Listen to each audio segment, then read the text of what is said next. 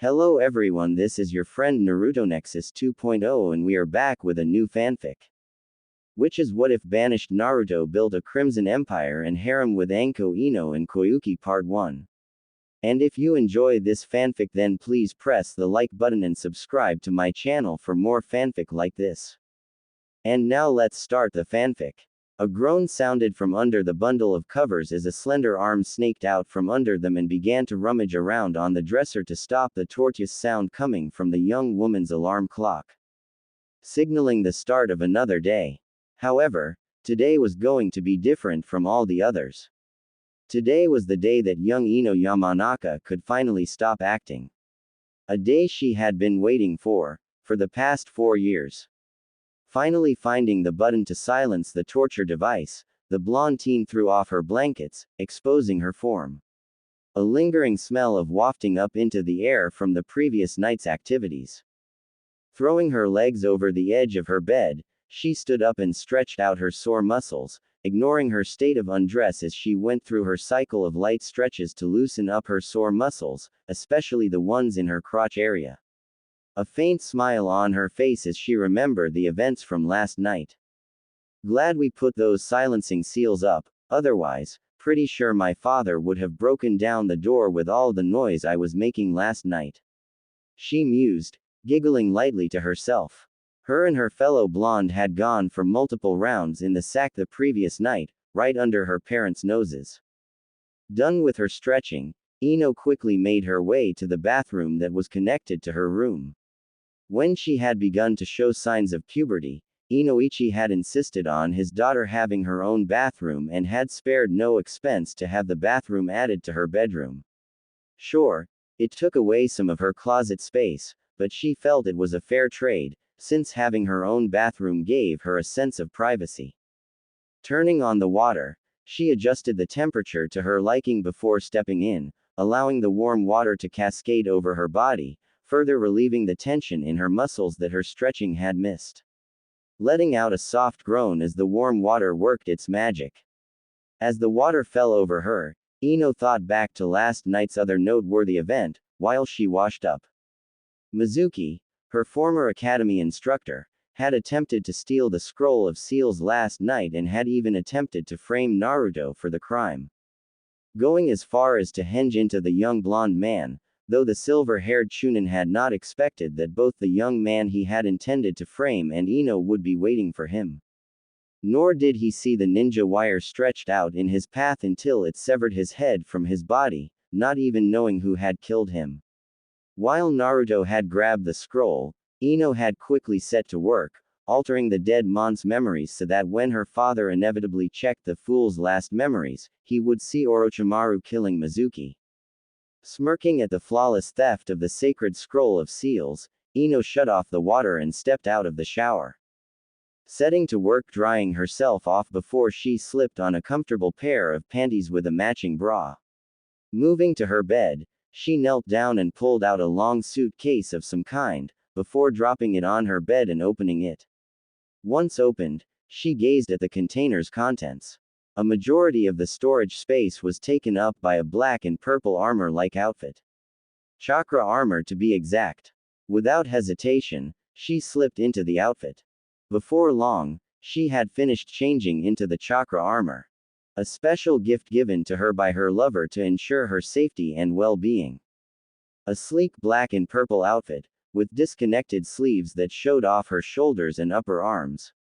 The outfit itself hugged her curves perfectly, allowing them to be more pronounced than usual. A belt full of storage pouches for an assortment of gear and other necessities. Her forearms were covered with elbow-length gloves, with arm guards protecting the back of her hand and forearms. Engraved in them are intricate carvings and seals. Once fully dressed in her new outfit, she reached in case and brought out one last object. A single necklace with a sun-like design painted a crimson-red color. Smiling, she placed the necklace around her neck before closing the case and stowing it under her bed once more. Doing a final check on her chakra armor, she channeled her chakra into her armor, activating it. Satisfied, the blonde kunoichi dropped the seals placed around her room and left. Morning, Daddy. Going somewhere? Ino asked as she entered the kitchen, seeing her father about to head out the door. Yes, Hokage-sama has summoned me to check something out, shouldn't take long. He replied before he turned to bid his little princess goodbye, freezing up as he saw the outfit she was wearing now. Princess, what are you wearing? Oh, this. The blonde girl asked innocently. This was a gift. You didn't think I was going to start my career as a kunoichi in my usual academy cloths, did you? Oh, a gift from a certain boy, perhaps. Her mother inquired with a mischievous tone in her voice. She knew her mother was implying the boy she had pretended to be a fangirl for the past 4 years. Their mere thought of her being involved with the supposedly last, loyal, Uchiha made her stomach lurch. Sure, while the raven-haired teen was attractive and definitely skilled, he had already displayed the red flags of being mentally unstable. It didn't help that Sasuke had refused any and all counseling from her father to help him cope with the massacre of his clan at his brother's hands. Maybe. Ino replied coyly with a shrug, deciding not to give anything away just yet. Anyways, I need to go, don't wanna be late for team assignments. Grabbing a piece of toast, she kissed her parents on the cheeks and disappeared out the door before they could ask any more questions. The main one being who in particular gifted such an expensive set of armor to her. While her mother was quick to jump to conclusions, her father would dig for a solid explanation until he was satisfied. That armor looked very expensive. Inoichi noted out loud, unaware of its exact origins. Which didn't sit well with the overprotective father. Oh, leave it be, dear. His wife commented with a giggle.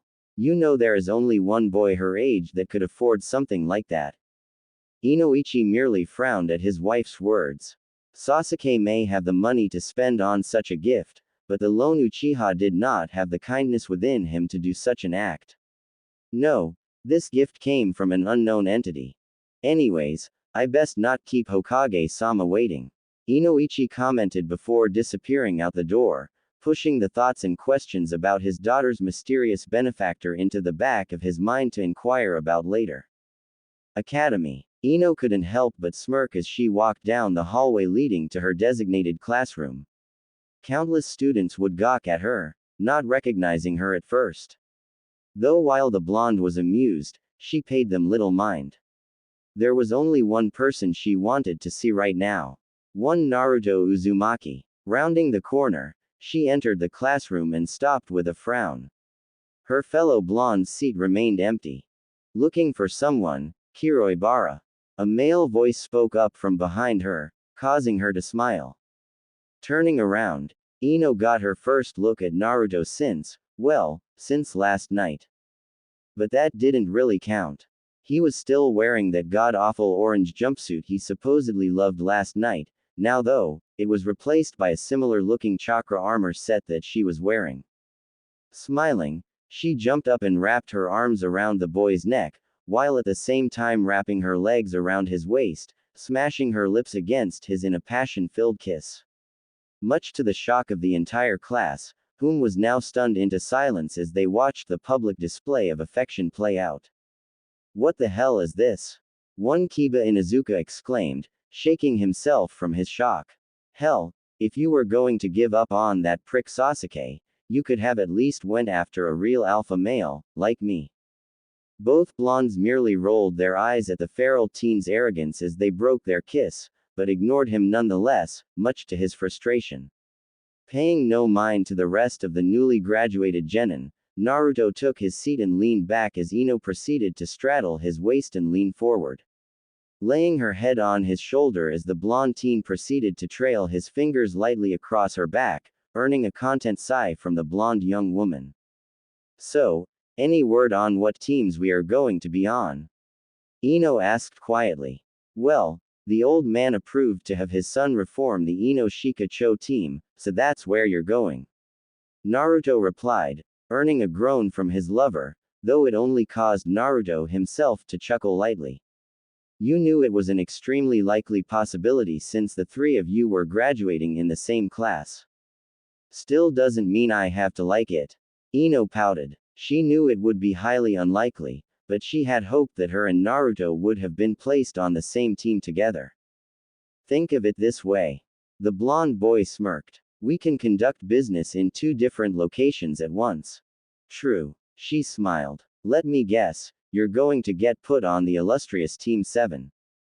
Correct. Naruto nodded. Our little kitty cat informed me that the team will be made up of myself, Sasuke, and Sakura. With Kakashi Hatake as our sensei. Ha! Beat you this time, Ino pig. A voice screeched out from the doorway, only to realize that no one else was with her like there usually was. Looking across the room, Sakura let out a gasp of surprise as she saw her former friend and rival straddling the lap of the dead last of the class. Congratulations, forehead, you finally won the race only you were competing in. Ino grinned as she raised up from her spot on top of Naruto, much to Sakura's shock. Wah, what is this? Sakura stammered. Why the hell are you all over Naruto, baka? Just because you realize that Sasuke-kun will never look at you doesn't mean you had to jump to the dead last. At this, Ino couldn't help but laugh loudly at the Pinket's proclamation, sitting up into a sitting position while still on the blonde's lap. Yeah, about that forehead.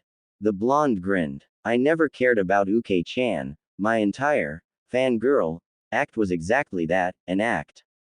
In fact, I absolutely despise the arrogant prick, he is too selfish and probably can't even see past his own nose. Not to mention, I question his utility. I mean, all these girls throwing themselves at him but he stays fixated on one man. In his seat, said Sasuke Uchiha was seething in anger at the blonde girl's words. While he didn't care one bit for the pathetic fangirl, and what she did with the Dobi, she still had no right to look down upon him. But why Naruto, baka? The Pinket asked, clearly confused as to why her now formal rival had chosen the blonde teenage boy. Maybe I know something about Naruto-kun that you don't. Ino replied with a grin, and a mischievous glint in her eyes. And just what would that be? Sakura challenged. Oh, about 10 inches. Came the blonde's blunt reply as Ino laid her head back down on her lover's shoulder. Hearing the Yamanaka heiress's very blunt reply, many of the girls still present in the classroom gained atomic blushes on their faces as their imagination took a perverted detour, most of which surrounding a certain blonde-haired Jinchuriki. After a few seconds, a solid thump could be heard as one Hinata Hyuga had fainted. A small trail of blood leaking from her nose as she sported a slightly goofy smile on her face. Meanwhile, many of the boys in the classroom were feeling rather inadequate due to the blonde girl's statement. In somewhat of a daze, Sakura silently takes her seat. For the first time, not caring if she was seated next to Sasuke or not. Her face still flushed from the remarks Ino had made. Stealing a glance at the two blondes, she couldn't help but feel a sense of envy. Though the feeling didn't last long as her fangirl mentality returned with a vengeance.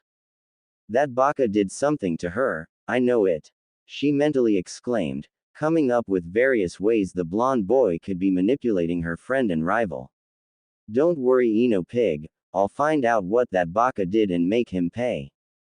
Minutes ticked by before their classroom instructor made his appearance, a young man with dark brown hair, almost black actually, tied up into a high ponytail. A scar traveling horizontally across his face, just under his eyes. However, he seemed distracted, otherwise he would have noticed just how silent the classroom already was. All right, class, quiet down. He looked up, now noticing the scene in front of him. Miss Yamanaka, could you please take your assigned seat? But I'm comfortable here, the blonde girl whined, earning a chuckle from her blonde lover. She's fine where she is, Iruka-sensei. Naruto commented. Just let us know what our team assignments are. Iruka couldn't help but frown, but merely shook his head. Technically they were no longer students, so he merely sighed and brought up his clipboard, prepared to read off the teams that had been selected by the Shinobi Council and the Hokage. Iruka-sensei, where is Mizuki-sensei? One of the students inquired, noticing the lack of the Mon's partner. Well, they were going to learn about it sooner or later. Uruka thought to himself, before replying. Mizuki was found dead last night. Evidence suggests that he intended to betray the village. Upon hearing this, many within the classroom gasped in surprise, while Naruto and Ino exchanged a knowing look. Each smirking. Now, I am going to call out the teams, and each team's sensei. So pay attention, the scared Chunin stated, eager to get this moving forward. Team 1 will consist of. A few minutes later, Team 7, Naruto Uzumaki, Sakura Haruno, and Sasuke Uchiha. Uruka read off, ignoring the loud cheering from the Pinkett. Your sensei will be Kakashi Hatake. Looks like the kitty cat was right. Ino commented in a low voice, drowning out Uruka's voice as he continued to list the reaming teams. Did you ever doubt it? Naruto replied with a grin. Hey, can't blame a girl for wanting to be on the same team as her boyfriend, can you? Sadly, we don't have that influence in this village yet. Naruto commented, keeping his voice low so that only Ino could hear him. Otherwise, I would have us on the same team, with Snake as our sensei. We'll get there, just gotta be patient. Just like your mother taught us. MMHM. Time continued to tick by, as one by one, each assigned team was called away by their respective senseis. Until only the members of Team 7, Team 8, and Team 10 remained.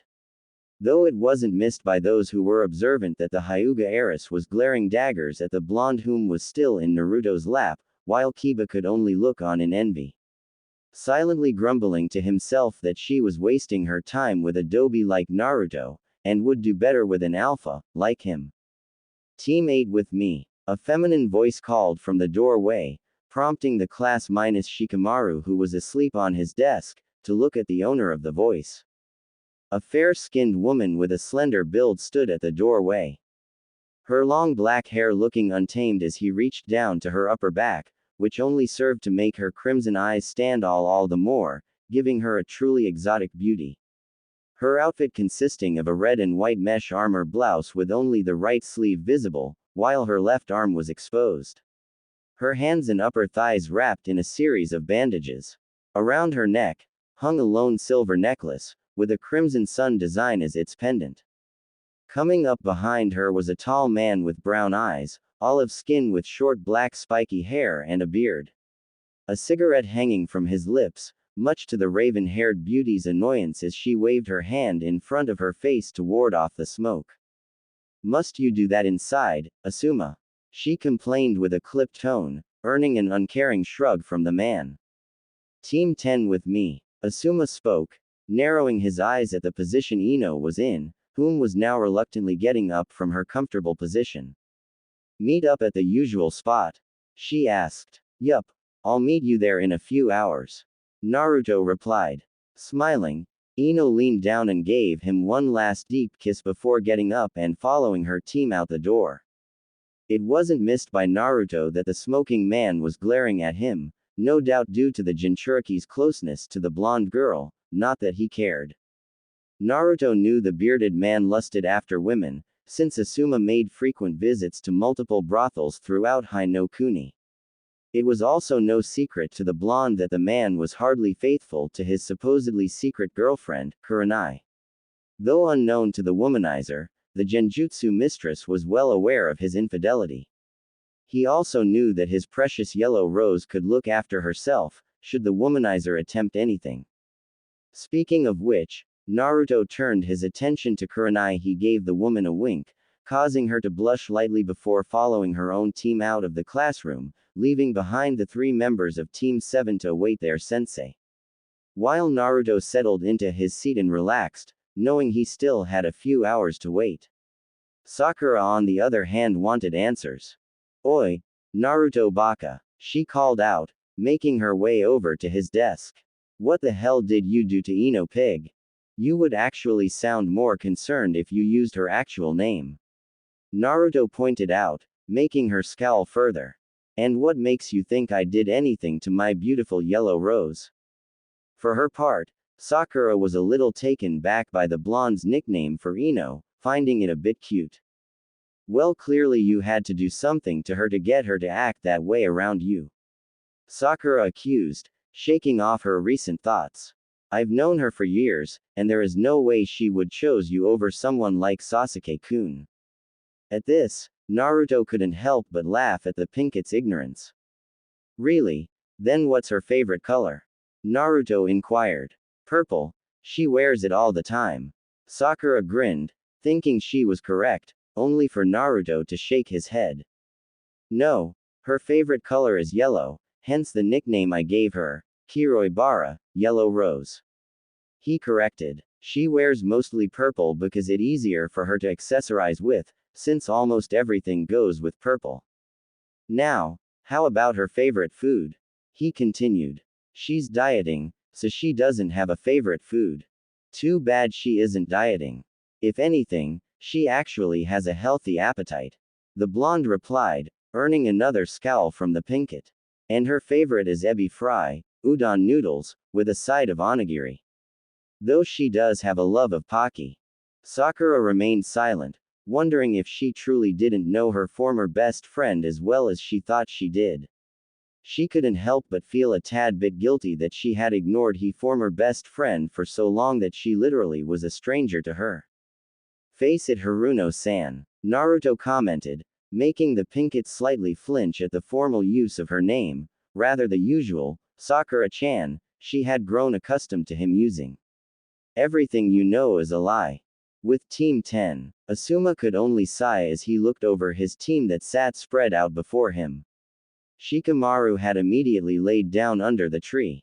Above him was Ino, relaxing on the tree branch while munching happily on a pocky stick, earning a slightly envious look from Choji. The large-boned Akamichi had taken a spot just off to the side of his best friend. As it was, Asuma, Shikamaru, and Choji had already gone through their typical introductions. Likes, dislikes, hobbies, and such. Now, the trio of males awaited the lone female of the group to introduce herself. Now, if this had been the blonde girl they all thought they grew up with, this would have been nothing special. But after the display in the classroom, neither knew what to expect from the freshly graduated Kunoichi. It was as if she woke up a completely different person this morning. Well, as you all know, I am Ino Yamanaka. She began, leaning back against the trunk of the tree above Shikamaru. I like Naruto-kun, flower arrangements, and well, simply enjoying life's little pleasures. I also look forward to greeting each day as a new dawn rises. My dislikes. Ino continued. I absolutely despise that arrogant asshole, Sasuke.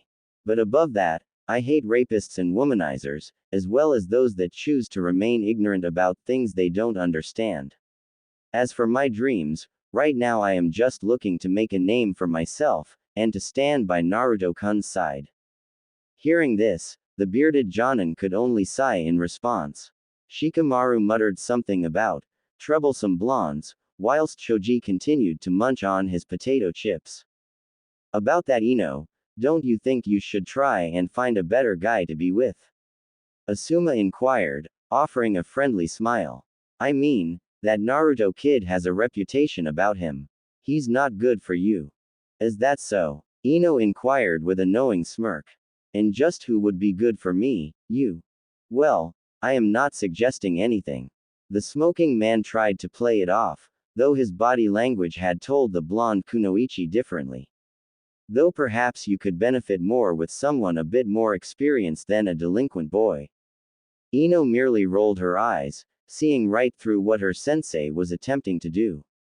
Though, she knew very well what kind of a man Asuma was, so she knew to expect this kind of talks with him. She also knew this wouldn't be the last time it would be brought up either. No, I think I am fine with Naruto-kun. The blonde shrugged. After all, he takes very good care of me. Asuma gawked at the young blonde's insinuation. Even Shikamaru and Choji were a bit taken aback by the girl's bluntness, despite already having a front row seat to it earlier in the classroom. Shaking off the shock and jealousy, the bearded Jonin moved on to explain the test they were about to do. Advising that all three of them come at him as if they intended to kill him. Not seeing the sinister smirk the blonde was now sporting. And go, Asuma commanded, prompting Shikamaru and Choji to split off, leaving only Ino remaining. You know you're supposed to hide, right Ino? Ah, and here I thought you wanted some alone time with me.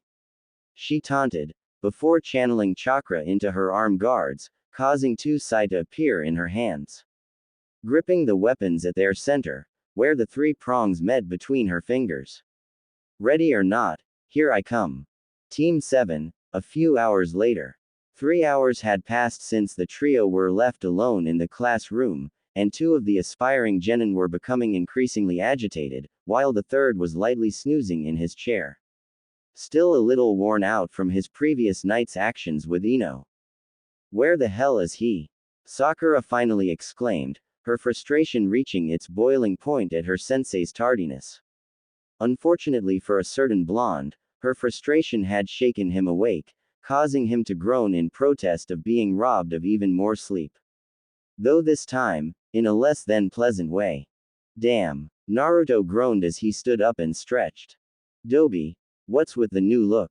The Uchiha grunted, taking note of Naruto's new change of attire. Gone was his trademark orange tracksuit.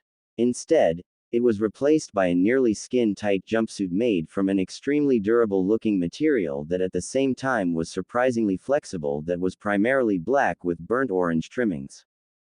Various minor padding and straps along the sides, offering even more protection and other utility uses. A pouch on either leg to hold his shuriken and kunai.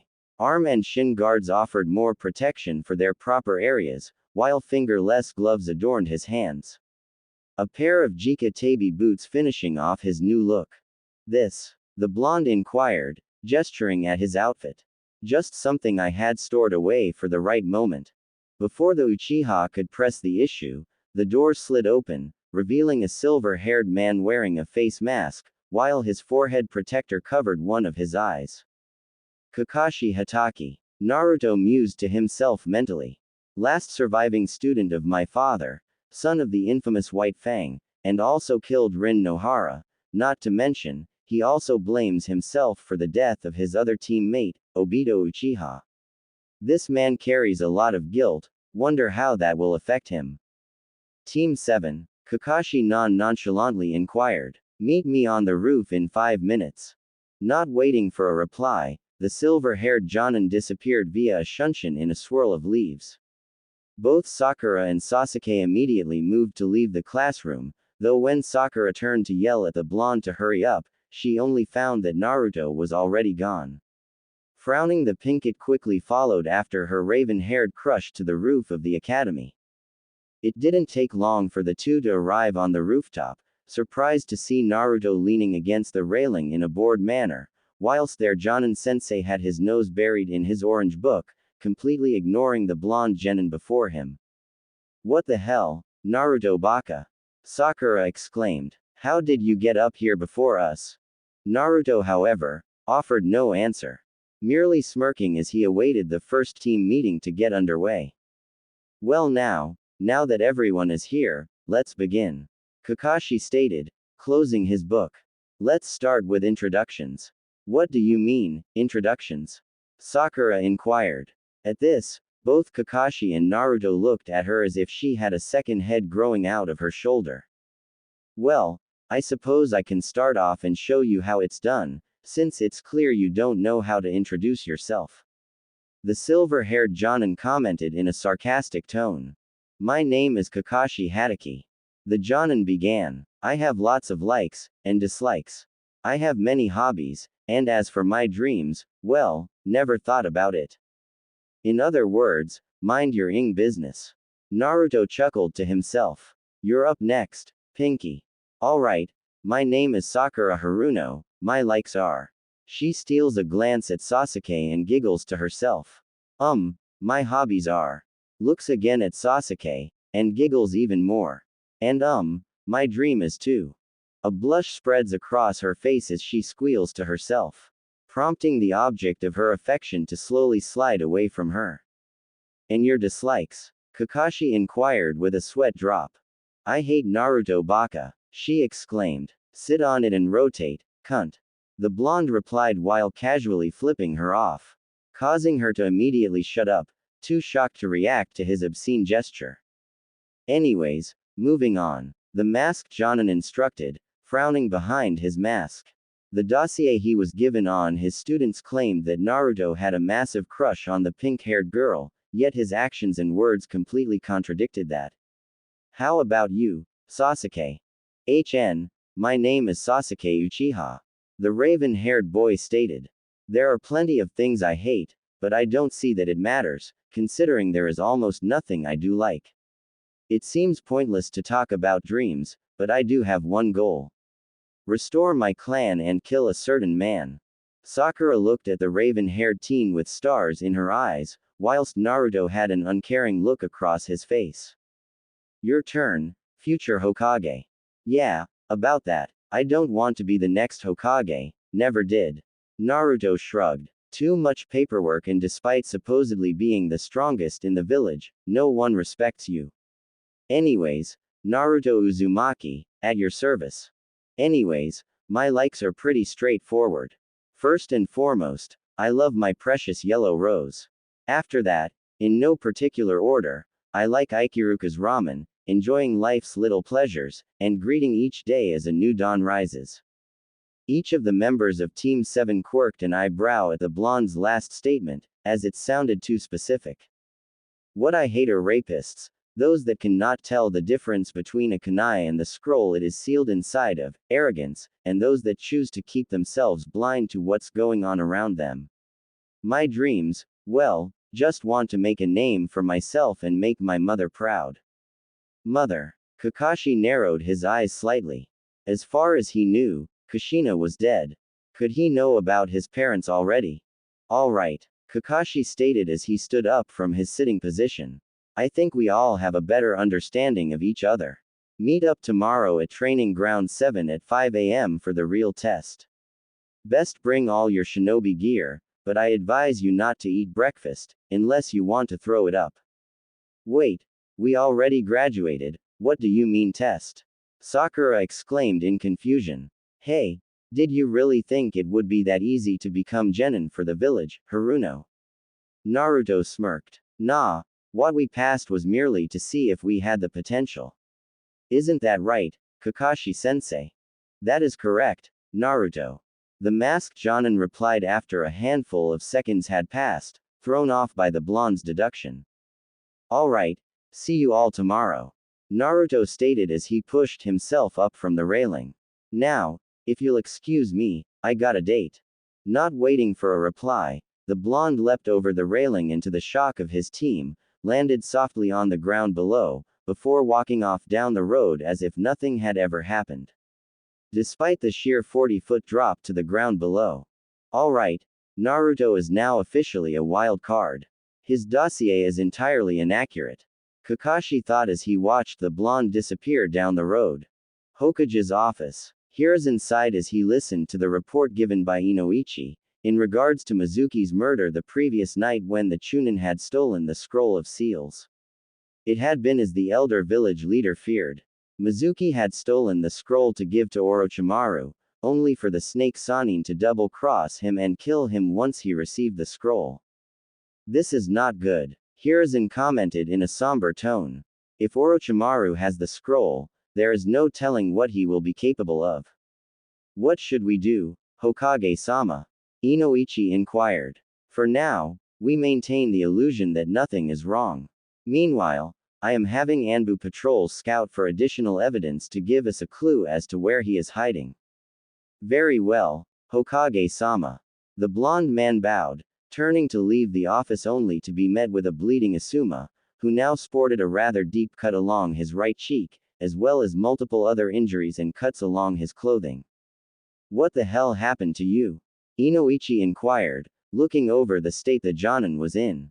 Ma-team. The bearded man grunted. Ah, so which one was it? Shikamaru or Choji? The blonde man chuckled. Actually, it was your daughter. Asuma replied, shocking the blonde man. Ino did this to you? Exactly. The bearded Jonin grunted. She is wickedly skillful with those sai of hers, fast and precise, and that armor of hers is almost impenetrable. The hell did you teach her? I didn't teach her anything. Inoichi stated, clearly in shock upon hearing his own daughter, his baby girl, was capable of such things. She was so busy chasing after that Uchiha boy that she didn't want to train. At this, Asuma scoffed. Uchiha. According to her introduction, she absolutely hates that kid. Asuma scoffed. Turns out, she has a thing for the Uzumaki brat, and if what Shikamaru and Choji saw in the classroom was any indication, they've been very close for a long time. Inoichi frowned at this, not liking the fact that his daughter had been keeping secrets from him. Especially when it involved boys. Hokage-sama, if it isn't too much to ask, could you perhaps check on the Uzumaki boy? The blonde inquired, turning to the village leader. I would very much like to know where he is, so that I might have a discussion with him. Against his better judgment, Hiruzen nodded and moved over to a small pedestal that held a single crystal orb. Applying chakra to it, he was surprised when nothing happened. No image, nothing. Frowning, he attempted once more, only for the same result, or rather, lack of results. It appears the orb is no longer functional. The elder man frowned as he stared into the now milky white sphere. Get him! A voice cried out from the mob of people that were in pursuit of a young, 5-year-old boy, whom was running as fast as his small legs could carry him away from the mob of angry people. Why are you doing this? The boy cried out in confusion and panic. The boy's answer came in the form of a rock sailing through the air and connecting with the back of his head, causing the poor blonde to stumble and lose his balance as he fell head over heels as he tumbled along the cobblestone street. Scrambling as quickly as his small body would allow him to, the young blonde scurried to get away from his pursuers. However, it was not to be. His stumble had given the mob all the time they needed to catch up with their target, as one had gotten ahead of the young boy and delivered a devastating kick to the child's stomach, causing him to cough up a glob of saliva with some blood mixed in with it. Shortly after the initial blow, the rest of the mob begun to join in.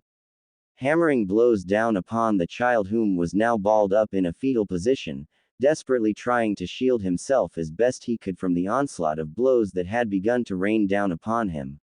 As futile as it was. This is for my brother, you demon scum. One of the mob members proclaimed, as he delivered another kick to the boy's stomach, ignoring the child's pleas to stop. Damn fox brat. A woman cried out. My husband died because of you. As the minutes ticked by, the angry mob had grown bored with the use of just their punches and kicks, and had begun to bring in other weapons to continue their assault. Boards, stones, and metal pipes. One of the mob members had even gained access to a kunai that had been discarded carelessly by a shinobi. By now, the child was beginning to slip into unconsciousness, as his own blood pooled around him and stained the cobblestone crimson. His limp body rocking back and forth as more blows landed down upon him. His cries having ceased some time ago. Time to end this once and for all, demon. And avenge our loved ones, and our beloved Yondaime that you stole from us. One man stated, earning shouts of approval from the crowd as he brandished the kunai he had in his hand. Stalking towards the boy as the mob parted to give him easy access to the mon's defenseless victim.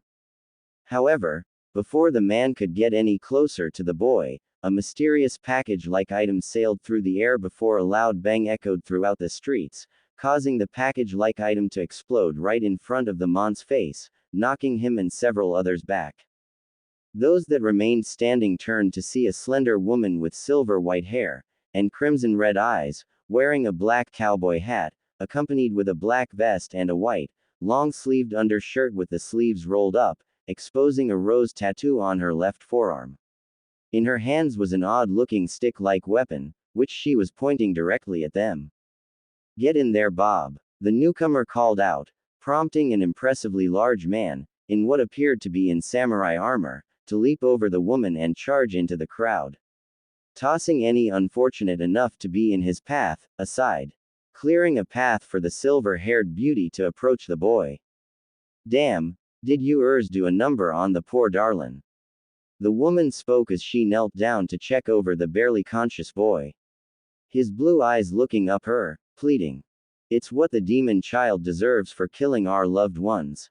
One of the men stated, as he got back to his feet, glaring at the woman and her companion. Others mumbling their agreement. TCH. The silver-haired woman scoffed.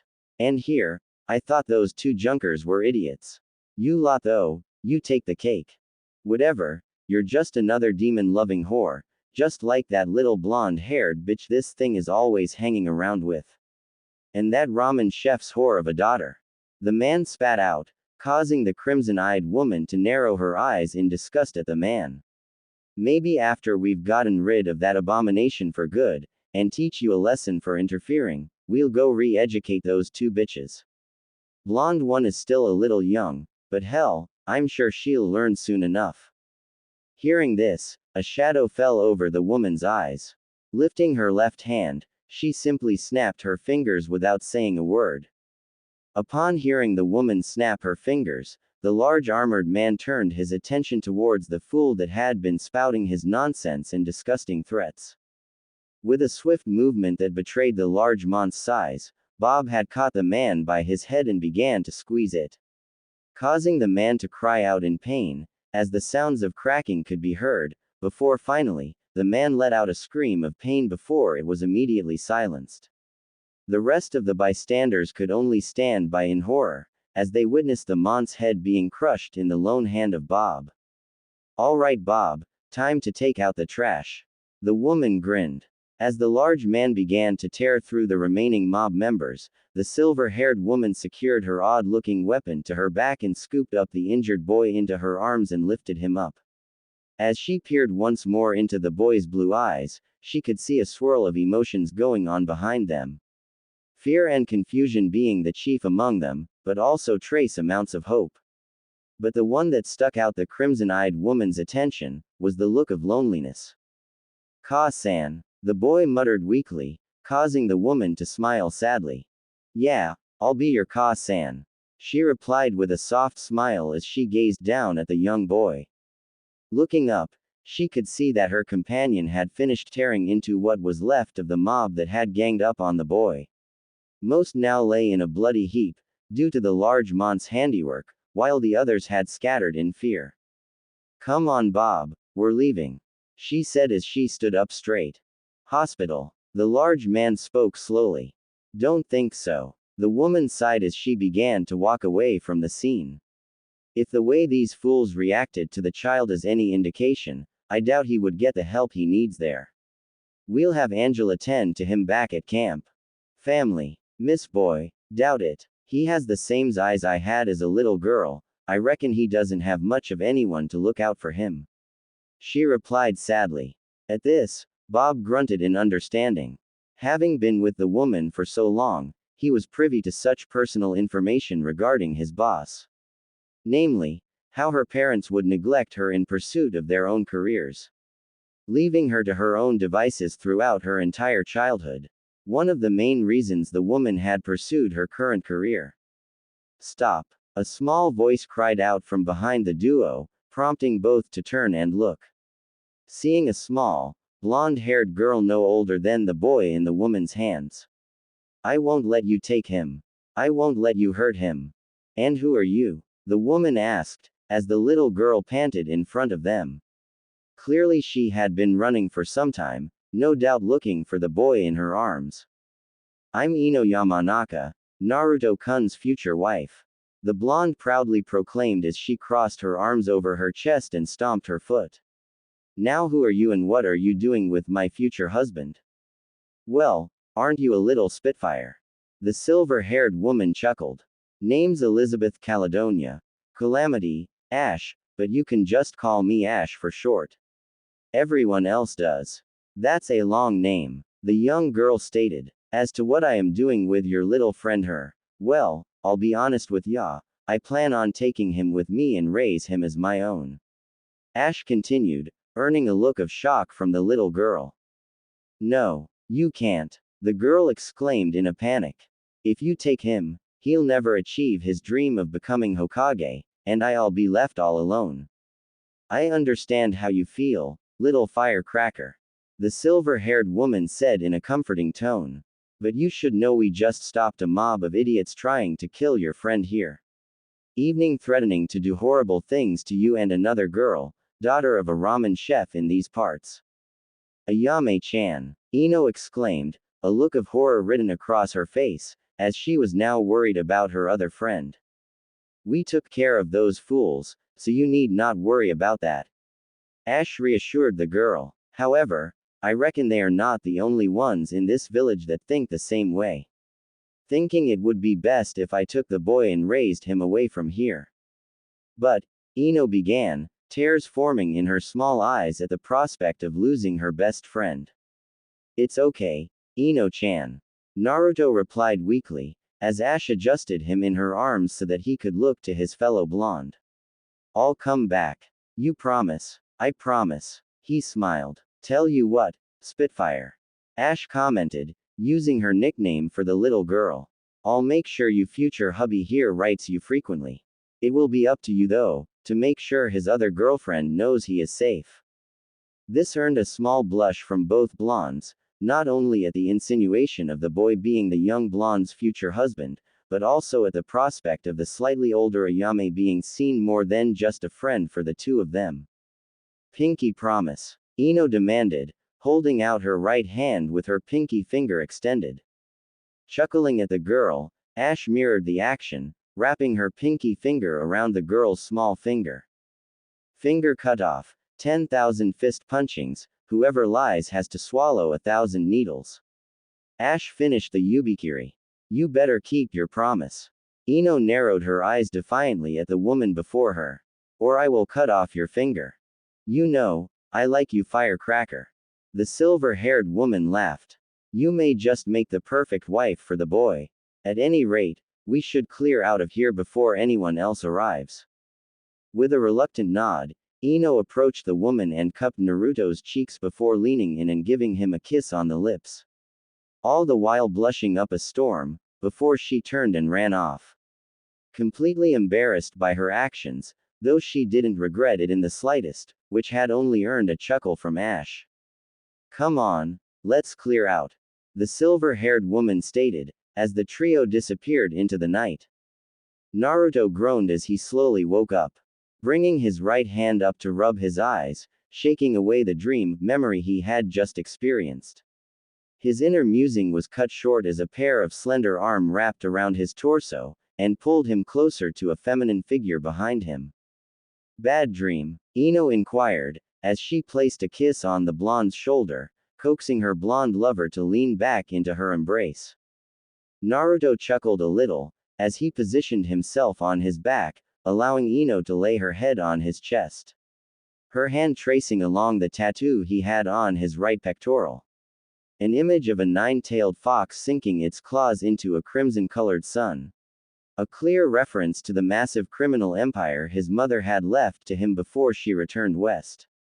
Nah, just some old wounds that got reopened due to my talk with the old man yesterday. The blonde Jinchuriki replied, using his left hand to trace along the blonde woman's back tattoo. A skeletal dragon design, with the spine of the dragon running up along her own, stopping just at the base of her neck with the wings extending outwards, touching her shoulders before cascading down her back.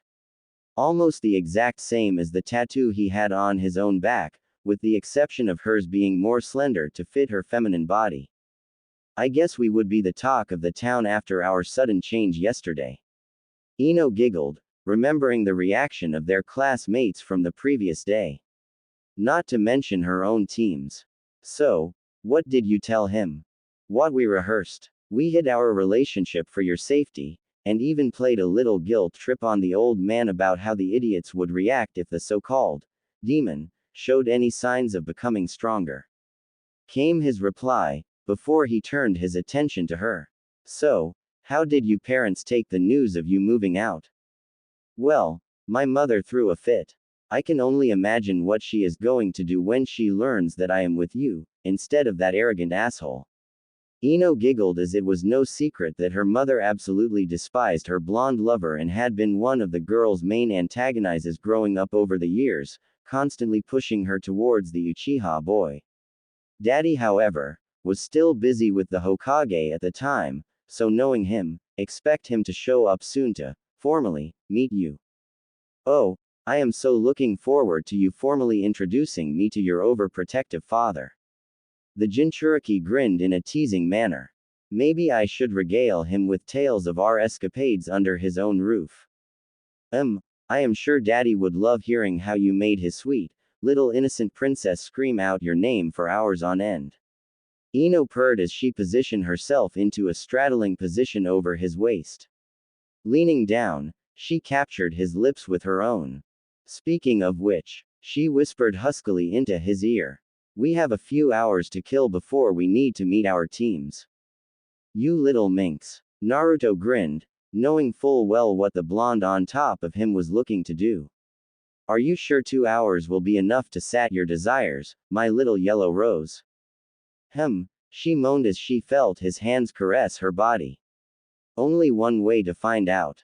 As the two lovers basked in each other's presence, Naruto peered over at the alarm clock located on the nightstand next to their bed and let out a soft chuckle, catching Ino's attention as she perked her head up from his chest that she had been laying upon. And what do you find funny? She inquired in a teasing tone. Just barely made it, the blonde Jinchuriki responded, nodding towards the clock, showing that it was just 10 minutes before they usually woke up to train and get ready for the day's events. Shower. Shower. The blonde young woman agreed, with a hint of mischief in her eyes. Sometime later. So, sated now, Naruto teased, as he joined the blonde mind walker at the breakfast table, fully dressed in his chakra armor and gear, carrying a hot plate of bacon, eggs, and hash browns. A Western-style breakfast, but it was something he came to love while traveling around with his mother. Ino, on the other hand, blushed slightly at the blonde mont's comment, since she had instigated another romp in the shower just moments ago. I suppose for now, Ino replied, taking a bite out of her breakfast. So, what are the plans for today? Well, aside from our team meetings and glorified chore missions. Naruto snorted, with Ino mirroring his reaction. But aside from that, I need to stop by and talk with the property owner of that plot of land over in the red light district. Casino. Nah. Thinking more nightclub. The blonde shrugged dismissively. If we are going to be operating out of this village, we'll need some place we can blow of steam. We got a name for it yet? Ino inquired. Thinking about the Black Lotus. Naruto answered. Well, certainly beats all the leaf-named businesses here. The blonde mind walker shrugged. She had literally lost count of how many business within Konoha had something with leaf in the title. Probably the only exceptions were the handful of businesses they were sponsoring. Anyways, suppose we should head out. The blonde Jinchuriki sighed, really not looking forward to spending the next 6 to 8 hours with his team. Still not getting along with your team, Naruto-kun? Barely. He sighed. Sasuke as well, doubt I need to go into detail about his problems. Sakura is still convinced I did something horrible to you to make you be with me. Though I guess the bright side of that is that now she is too focused on trying to expose my evil ways, she hasn't been hanging all over the Uchiha like she normally would. Ino couldn't help but giggle at the thought of her former rival suddenly stalking her blonde lover everywhere he went. Though, as per usual, her imagination took a more perverted detour, as she imagined the Pinkett spying on the two of them while they were making love. And some, even more bolder fantasies. As for Hatake, Naruto continued, breaking Ino out of her musing. The man is saddled with way too much guilt to be a sensei for a team of fresh genin. It's clear he favors Sasuke, probably because of his bond with his teammate Obito. With me, he is conflicted. It seems he wants to honor my father, but at the same time, he blames me for his death. And lastly, as well as sadly, he doesn't seem to care about Sakura in the slightest. At any rate, I am probably going to have to step in and make sure she at least gets some of the training she needs. Maybe see if Anko-chan can whip her into shape. He mused out loud. We'll talk to her later. For now, we have our teams to get to. Ino stated as she got up from the table, Naruto following suit. Quickly washing their dishes, the two double-checked their gear before heading out the door, locking it behind them. Though, they were surprised to see someone was waiting for them just outside the property gate. A clear look of frustration and maybe a tad of disapproval. Especially when the man saw his daughter walking out of the home with a noticeable limp and a certain glow about her, causing him to scowl slightly. Uzumaki-san. Inoichi greeted stiffly. Ah, Inoichi dono, what a pleasant surprise. Naruto greeted back with a smile as Ino took hold of his arm in a loving manner. What brings you here so early? Aside from the fact that my daughter suddenly moved out of the home yesterday afternoon without so much of a word to live with a boy, that I find out, she has been dating in secret for some time. The man replied, his tone clipped, showing that he was clearly upset with the current events. I see. The blonde Jinchuriki pursed his lips together. Unfortunately now is not the best time to discuss. How about dinner tonight at our place? Inoichi seemed to think this over for a moment before agreeing, knowing full well that the two had their own teams to get to. They were still shinobi of the village after all, so family affairs could wait until the evening hours.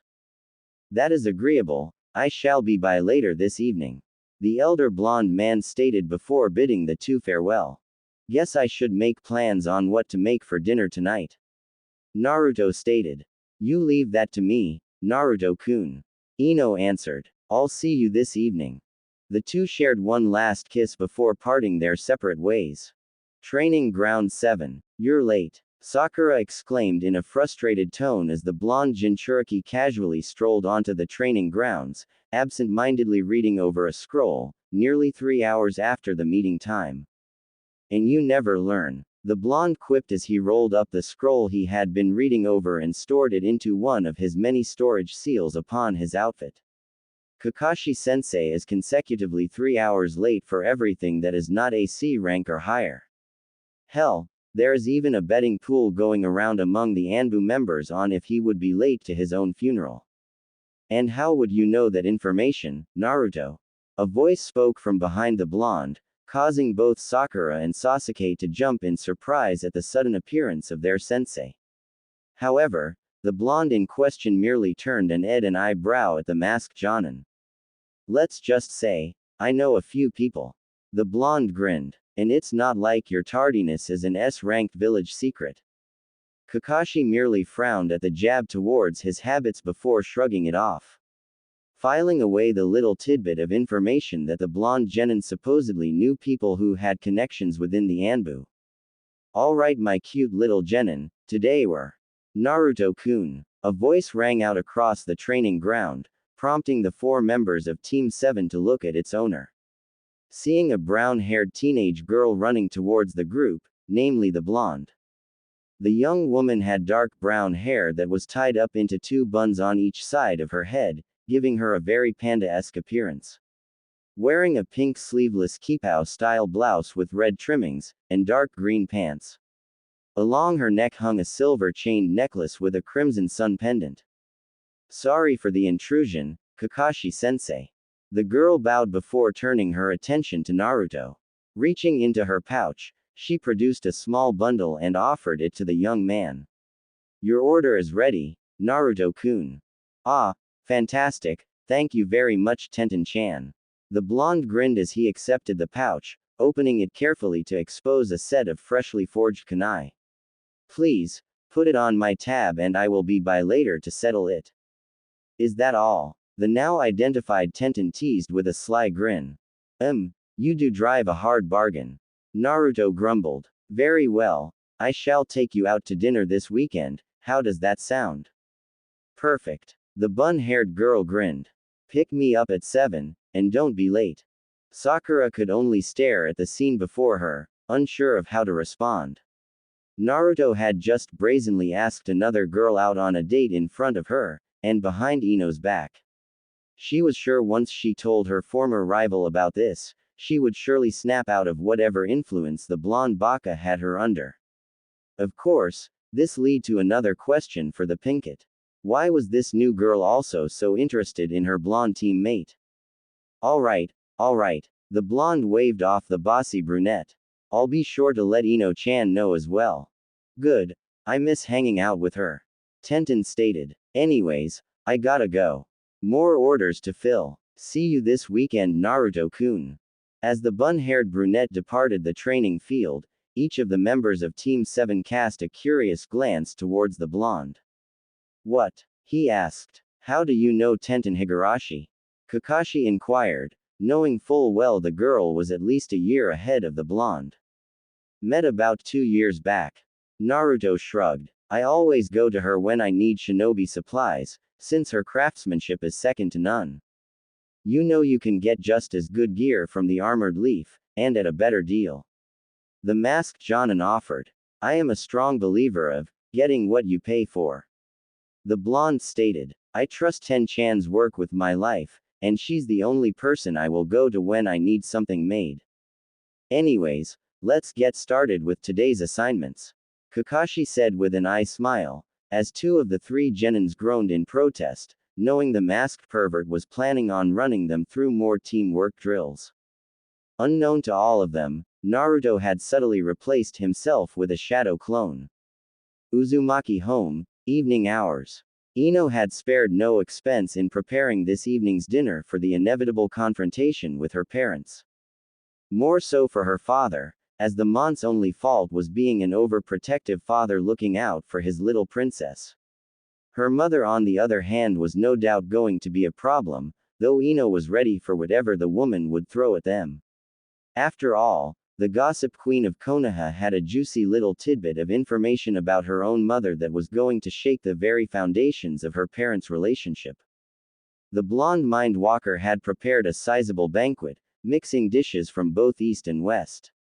Using various recipes she liked from Naruto's mother's recipes, as well as some local cuisine she knew her father would enjoy.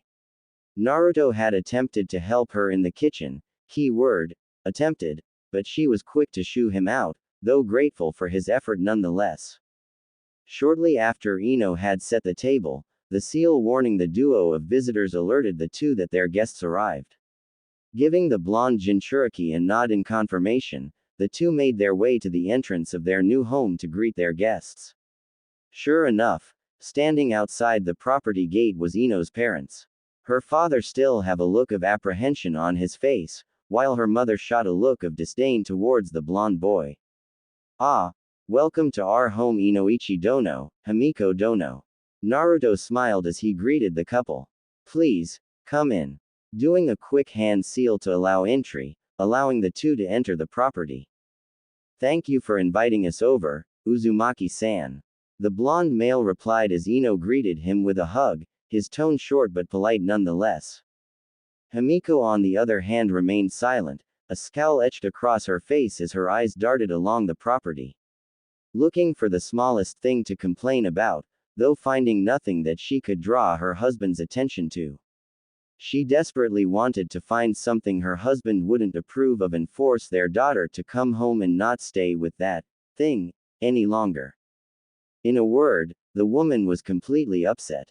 She had thought she had guided her daughter to pursue the lone Uchiha, in hopes of gaining access to the Uchiha family's massive wealth.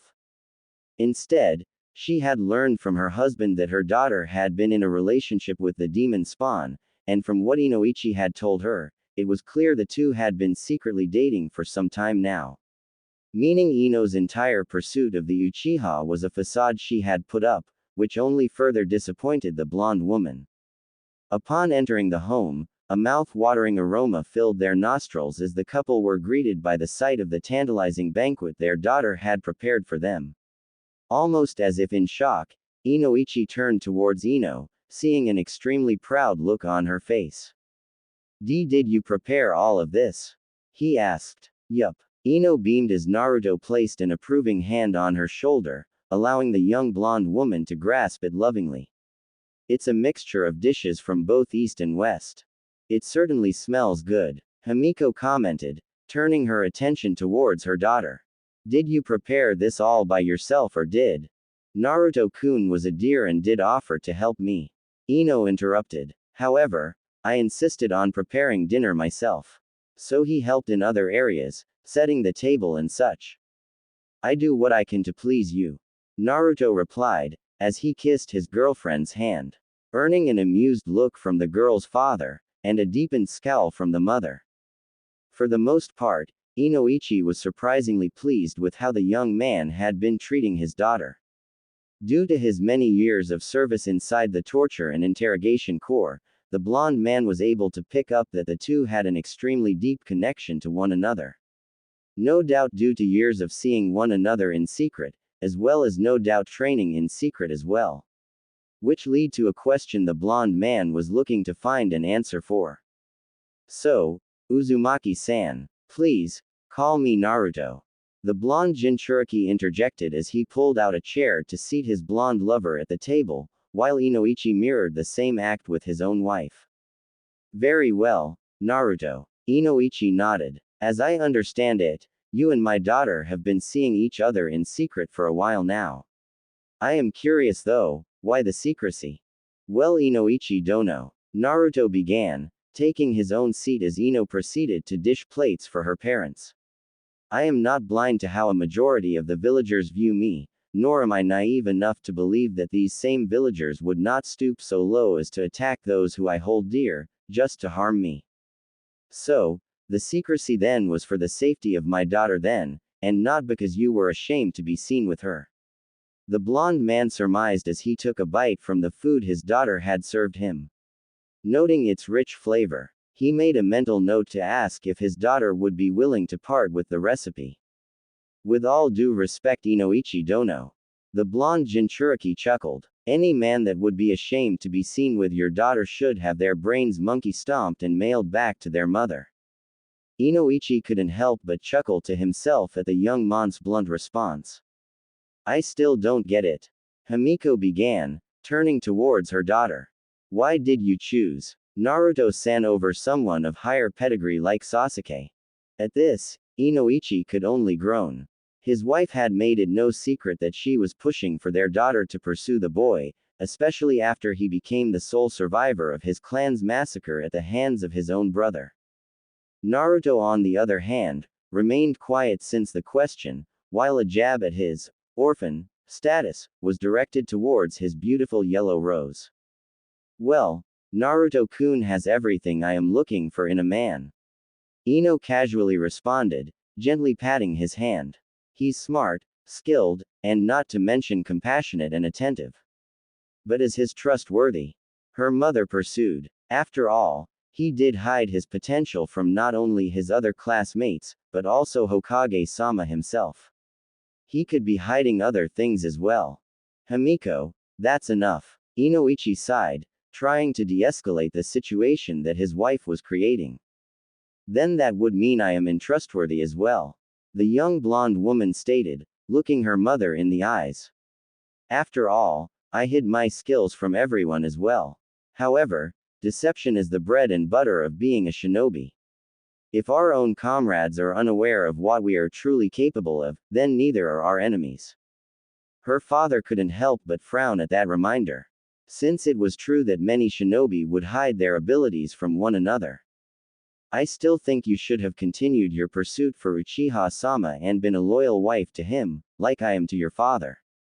So what you're saying, Himiko-san, Naruto began, taking a sip from the wine glass that accompanied the meal, is that you would prefer your daughter to be in an emotional, and potentially physically abusive relationship with an individual that has already displayed red flags for mental instability.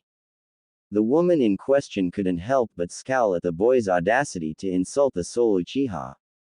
Though before she could retort, Ino had scoffed before leveling a glare at her own mother. Loyal to father, huh? Ino snorted, catching her father's attention. Then explain these. Reaching into her pocket, she tossed out a handful of photos. Photos that made Himiko's blood run cold, and Inoichi's to boil. Spread across the dinner table were various pictures of the woman engaging in UAL acts with one Asuma Sarutobi. A tired sigh escaped the elder man's lips as his keen eye scanned over the mission documents before him. Many would assume that the Hokage just randomly tossed mission scrolls to the genin teams that entered his office, but in reality, Each mission was carefully scrutinized and set aside for the appropriate team that met the criteria to complete the mission. However, at the moment, the elder man was on the lookout for particular missions that would best be suited for two particular teams. Namely Teams 7 and 10. After the fallout last month between Inoichi and his now ex-wife, Himiko, the elder Mind Walker had been on the hunt for Asuma, threatening to do unimaginable things to the womanizing Sarutobi's mind when he caught him. The overprotective father had even moved to have Ino herself removed from the younger Sarutobi's team, but due to a combination of laws, lack of open teams, and a bit of coercion from his own daughter had allayed the Mon's concerns, if only slightly. Meanwhile, the now scorned former Yamanaka had placed Naruto in her sights, blaming the boy for the actions her daughter had done. While not a threat to the young man, it was still an annoyance nonetheless, and one he particularly had no desire to entertain. Hence his desire to get both teams out of the village for a short time to allow things to blow over. Picking up the next scroll, he broke the seal and unraveled and began to read over the request. The first thing that caught his attention was the small insignia in the lower right-hand corner of the scroll. A simple crimson sun, signifying that this particular request came from a member of the syndicate. The official mission was fairly straightforward. The current daimyo of Tori no Kuni sought to form a trade agreement with Konoha. It seems that young Toki-san has succeeded her father. The elder man silently mused, though he didn't dwell on how exactly she succeeded her father, knowing full well such politics were filled with cloak and dagger schemes.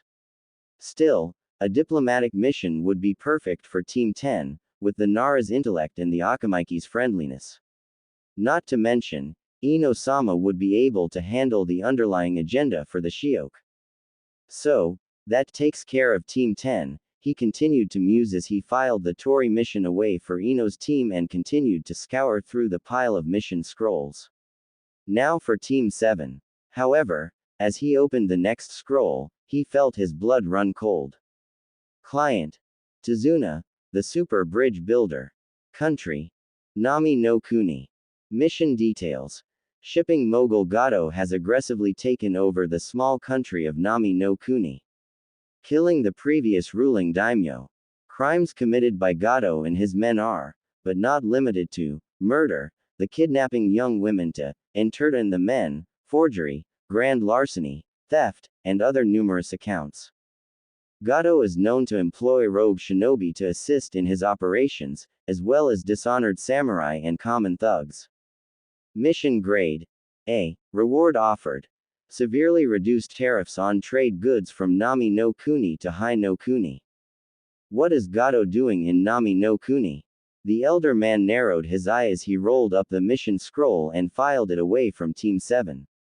He wasn't sure if this was a blessing or not, considering what the mission entailed, but at least it got the blonde Jinchuriki out of the village for a while. Naruto-sama is not going to be happy when he hears of this. Hokage's office. Later that morning, Hiruzen could only sigh as he looked at the two teams that stood before his desk to collect their missions for the day. As soon as the two teams had arrived in the room, both Naruto and Ino had separated from their respected team members and engaged in some mild forms of public displays of affection. It wasn't missed that both Asuma and Sakura were glaring at the two, though both for entirely different reasons. The elder village leader knew that his estranged son lusted after the young Yamanaka heiress, and that seeing her all over the blonde Jinchuriki was no doubt dealing a massive blow to the younger Sarutobi's ego. Not to mention the whole fiasco last month between his son and the Yamanaka's mother, it was clear that Asuma was at least partially blaming Naruto for what had transpired. Not wanting to admit that it was his own fault that he had wound up in such a scandalous situation that had prompted his official girlfriend, Kurenai, to break it off with him. Unknown to him, the Genjutsu mistress was merely using the affair as an excuse to end their farce relationship. On the other side of the room, Sakura Haruno eyed the couple with scrutiny with narrowed eyes, looking for any signs that her former best friend was under any sort of genjutsu that forced her to be the supposed dead last of the class. Still not willing to accept that the blonde heiress had no interest in the last Uchiha. Ino of course had seen the look of her former best friend, but had merely shrugged it off. Perhaps she did her fangirl act a little too well. Good morning, Team 7 and Team 10. The Hokage created the group before him, getting everyone's attention. Well, mostly everyone. Kakashi still had his nose buried in his favorite orange book, and both Naruto and Ino were more focused on each other as they whispered back and forth in hushed voices. Naruto-kun, Ino-chan. If you would, please.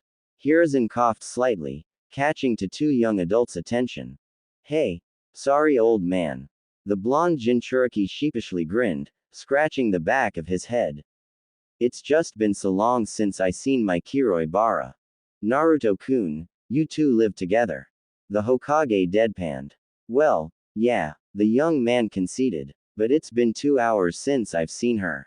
Anyways, Asuma glared at Naruto before turning his attention towards his father. Why did you summon us, Pops? I have summoned both of your teams here because both teams were highly recommended for a pair of missions outside of the village. The old man began to explain, scanning over the group of genin, gauging their reaction. With Sakura and Shikamaru, he saw concern. Though the Nara was no doubt concerned about how troublesome it was going to be to travel anywhere outside the village. While the Haruno girl was no doubt feeling ill-prepared for a mission outside of the village. With Sasuke and Chojo, the elder man saw excitement.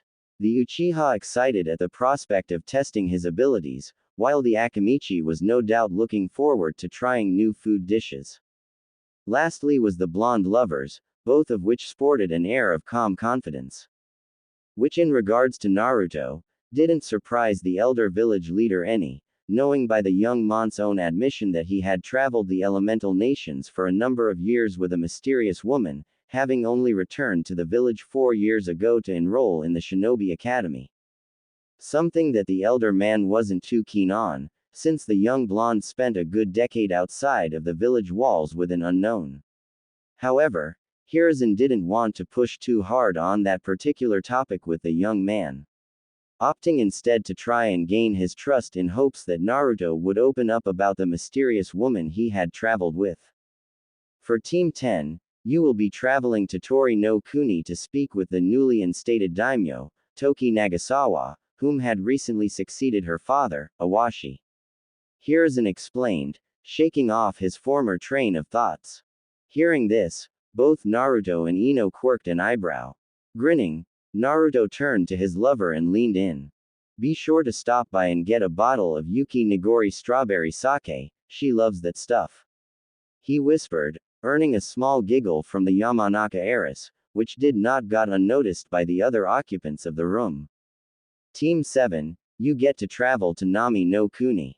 The elder village leader continued, tossing Kakashi his team's mission scroll, deciding to ignore the chatter between the two blondes. Apparently, the shipping mogul, Gato has taken over the small country and has been running it dry. Hearing this, both blondes' eyes narrowed dangerously as they recognized the Mont's name. However, they didn't get a chance to dwell on it long, as the elder man paged his secretary to show the client from Nami no Kuni in.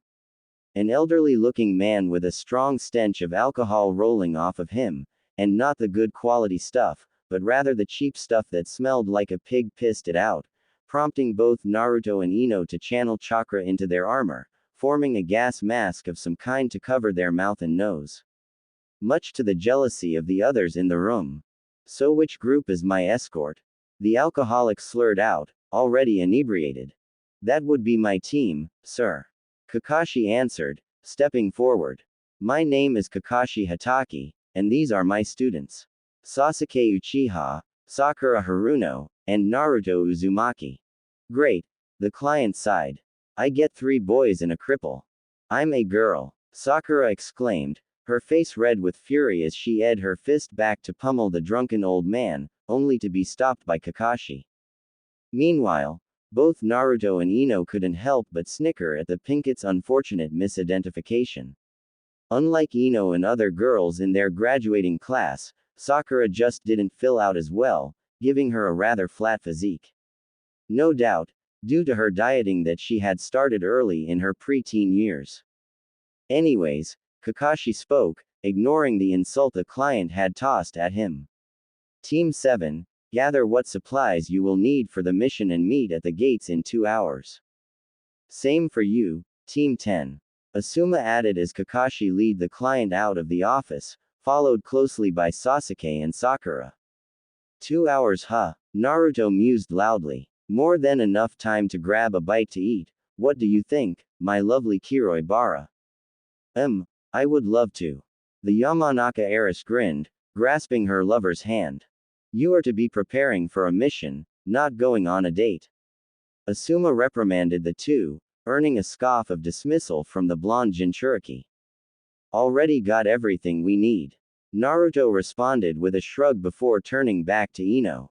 Shall we? Let's. She replied, departing the office with her blonde lover. With a frustrated sigh, Asuma was about to depart before a cough from his father stopped him. Mind yourself while you're outside of Konoha, Asuma. Hiruzen warned with a firm voice. You're already under enough public scrutiny due to your relations with Himiko. You don't have to remind me, Pops, I get it. The younger Sarutobi groaned, not wanting to get lectured, again. Hell, he felt no guilt in what he had done. If Inoichi had satisfied his woman more, she wouldn't have come to him in the first place. Asuma's only regret was that Kurenai had found out, costing him a chance at getting with one of the hottest pieces of asses in the village. Rivaled only by Anko, perhaps. Not giving the old man time to continue the tongue lashing, Asuma quickly departed the office. Ramen Ichiraku. So, both of you got assignments outside of the village. And in a twist of irony, both missions are connected to the family business. The brown-haired ramen waitress grinned, knowing full well the mission selection was anything but ironic. Well, only one is officially family business. Naruto stated with a slight scowl. That bastard was supposed to remain in Kurigakure, supplying the rebels. He better have a son of a bitch. What is it, Naruto-kun? Both girls looked at the young criminal kingpin. That's probably why I haven't heard from Kaiza-san or Tsunami-san. The blonde frowned. Bastard probably moved in and took over their operation. Do you think Tsunami-san is? Ayame questioned with a concerned expression. I don't know. I hope not. Naruto sighed. Why couldn't this have happened while we were still in the damn academy? Could have easily went to Nami no Kuni and dealt with the bastard and returned with no one being the wiser, but, now I am going to be forced to travel at the pace of others. All I know, is that I am going to impale that fat ass head on a pike when I get there. I don't even know why you put him in charge of anything to begin with. Ino frowned. While she had never met the slimy man, thankfully, just reading over his file gave her a bad feeling about him. Kaiza vouched up and down for him. He answered with a frown. So, there's a chance Kaiza betrayed us as well. Ino speculated, earning a nod from her fellow blonde. Which means, Naruto sighed. Once we settle this shit, going to have to clean house, so to speak. Ensure there are no other potential surprises. If you would Ayame-chan, keep an ear to the ground for anything of interest. Just don't endanger yourself. No problem, Naruto-kun. The ramen waitress smiled. Ayame. A voice called out from behind the brown-haired young woman. If you're done flirting with your boyfriend over there, I need your help filling these orders. This earned a round of chuckles from the two blondes at the ramen waitress's expense, but it was a much-needed distraction from the former topic the three of them had been discussing. Smirking some, Ayame leaned over the counter and gave the blonde Jinchuriki a light kiss on the lips. I doubt it needs to be said, but both of you take care of yourselves. Ayame commented, before turning to aid her father as the lunch rush for the small ramen stand begun to filter in. Don't overthink things right now, Naruto-kun. Ino stated, catching the blonde's attention. You'll just mentally exhaust yourself. Gather all the information you can first, and then act. Naruto could only chuckle to himself, since the Yamanaka's words sounded almost like his adoptive mother's, when she was lecturing him about rushing into things when he was a bit younger. Yes, mother, he teased, earning a soft punch to the shoulder. What the hell, Naruto baka? A voice sounded from behind the two blondes, prompting both to turn and greet the new arrival in the form of one Sakura Haruno, accompanied with Sasuke and Kakashi. You're supposed to be getting ready for our mission, not going on a date. Relax, forehead, Ino commented. We're already packed and ready to go. Then where are your packs? The Pinkett challenged. They're called storage seals, Haruno-san. Naruto replied without looking up from his food. Far more functional than carrying a heavy backpack that would impede your movements. And just how do you know how to use them, Naruto? The masked Jonin inquired. That is not something that is taught in the academy. Well, it should be. The blonde Jinchuriki retorted. Even the most basic of Fuinjutsu would be a massive boost in skills for aspiring genin. As for how I know it, my mother taught me. At the word, mother, Kakashi visibly stiffened. And just where is your mother? He asked, after composing himself once more, earning a small grin from the blonde. Went back west to settle some business. Was the Jinchuriki's vague answer before checking the time. 30 minutes before we have to meet at the front gates. Will you be on time, Kakashi-sensei, or should we expect you to arrive 3 hours late, as usual? Kakashi could only frown in response, though he could see that the rest of his genin team was also curious as to what his answer would be. With a reluctant sigh, the masked Jonin nodded. Just be at the gates in half an hour. He relented. Just enough time to see a few people before we head off then. Naruto stated as he stood up, and paid for the two blondes' meals, giving Ayame a wink as he did so before leaving the ramen stand. All while ignoring the questioning looks his team was giving him as he walked away with Ino by his side. Konoha main gates, 30 minutes later. Naruto and Ino were not the least bit surprised to see Kakashi actually arrive on time for the mission, unlike the rest of the gathered genin, whom were looking at the silver-haired Jonin as if he had grown a second head. Alright, Nami no Kuni is only a few days' travel from here. Kakashi began to instruct his team, hoping to prepare them as best he could mentally for what was no doubt going to happen during this mission. As this is an A-rank mission, we can expect to be attacked by enemy shinobi. All of you may very well get your first kill on this mission. Hearing this, both Sakura and Sasuke paled visibly, whilst Naruto merely shrugged his shoulders in an uncaring manner, earning a quirked eyebrow from the masked Jonin, but remained silent about the blonde's attitude for the time being. Making a note to question him about it later. See you when you get back, Naruto-kun. Ino smiled, as she leaned in and gave the blonde an affectionate kiss. Look after yourself, my little princess. He smiled. Come on, Ino, let's go. Asuma cut in as he pulled Ino away from the boy, earning himself a scowl from his female student as he did so, which he ignored. We have a long trip ahead of us.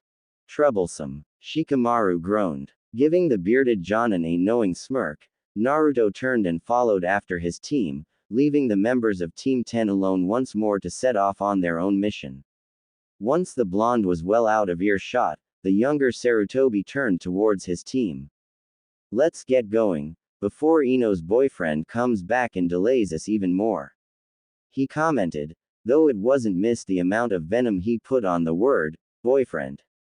Why, Asuma-sensei, you sound jealous. Ino taunted. Still think you would be better off finding yourself a real man. The bearded Jonin shrugged, trying not to let the young blonde's comment get under his skin. Not some boy pretending to be a man. Oh, Naruto-kun is a real man. The Yamanaka grinned, as she saw her prodding was starting to aggravate the womanizer. At least he has no need to sneak around and sleep with married women. Both Shikamaru and Choji couldn't help but flinch at the low blow that their teammate had just delivered to their sensei.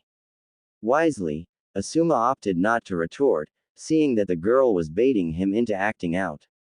No doubt for her own amusement. This is going to be a troublesome mission. The lazy Nara commented. Can't be that bad, can it? Shoji asked as he fell into step alongside his best friend, munching on a bag of chips. No doubt, Asuma-sensei is going to continue to try and get into Ino's pants. Shikamaru began his speculation, not at all blind as to what the bearded Jonin was known for, and admittedly, Ino had become a rather beautiful and desirable woman. And Ino is going to continue to taunt him. Whole thing is troublesome. For his part, Shoji remained silent, as he considered his friend's words. Meanwhile, Asuma followed behind his team, all the while pondering what this new daimyo of Tori no Kuni would be like. His only information was that it was a young female by the name of Toki Nagasawa, and that she had succeeded her father. A grin spreading across his face, as he imagined various ways to woo the young woman. Unaware that the woman had already been claimed by a certain blonde. That was the best word to describe the atmosphere that greeted Team 7 as they trudged behind Tazuna through the village. It felt as if all happiness and joy had been edged out of the town, leaving only a sense of foreboding and depression hanging in the air. Children that should have been laughing and playing in the streets were huddled up against decrepit buildings, trying to make themselves as small as possible at the sight of the newcomers, cowering in fear. What was once a clean and paved primary road through the center of the village was now littered with trash, debris and in serious disrepair as deep ruts carved up the street. On each side of the street were dozens of run-down buildings with their windows boarded up, doors falling off and broken windows with the telltale signs of the place being robbed of whatever it had. A few of the buildings even had scorch marks from when a fires had broken out. However, what made Naruto's blood boil was the sight of various women crying in the alleyways between the buildings, covering their faces in shame due to the acts they had to perform just to keep their families safe and fed. I swear to Kami, I am going to gut that fat, greedy, feed him his own entrails and then shove his severed head up his ass. Naruto silently seethed as he took a moment to readjust Kakashi's limp weight on his back. Not even an hour ago, they had encountered one Zabuza Momochi, the infamous demon of the hidden mist, a missing nin from Kurigakure and a former member of Kiri's famed swordsman of the mist. At first, Kakashi had toyed with the swordsman, poking at his defense before moving in for the kill, a kill that had seemingly been stolen by another masked individual. A supposed hunter nin from Kurigakure that had been hunting Zabuza. Something Naruto doubted, since the hunter had insisted upon taking the body instead of disposing of it on the spot, as was the standard rule when killing missing nin. Shortly after the hunter nin had left, Kakashi had passed out due to using the implanted Sharingan eye for too long. Something that Naruto had found to be absolutely stupid on the silver-haired mon's part, since it was clear that the chakra drain from the eye was due to a poor connection in the optical nerve endings, since the eye was transplanted on the battlefield by the mon's then teammate, Rin. Which was the reason why said man was limply hung over the blonde young mon's shoulder, since his other two teammates have proven to be worthless when it came to helping their own sensei. In the case of Sakura, she simply did not have the physical strength to carry the unconscious man. Focusing what little training she did on chakra theory and application, when she wasn't obsessing over the Uchiha, rather than the more physical aspect of becoming a kunoichi. As for the Uchiha, the supposed prodigy and last survivor of the cursed clan had simply felt that helping Kakashi was below his status as an Uchiha elite, making the blonde scoff at his arrogance. Finding it ironic that he would think himself an elite, despite his older brother, whom was a prodigy, was still alive in the cause of his current status of being the last loyal Uchiha, in Konoha. Though he would admit that the Uchiha was skilled, though nowhere near the level to be considered an elite among his peers. How long has it been like this, Tazuna-san? Sakura meekly inquired as she took in the depressing sight around her. Gato came into town about 6 months ago. The elder bridge builder began, taking another swig of his bottle. When he first arrived, we didn't think anything about it.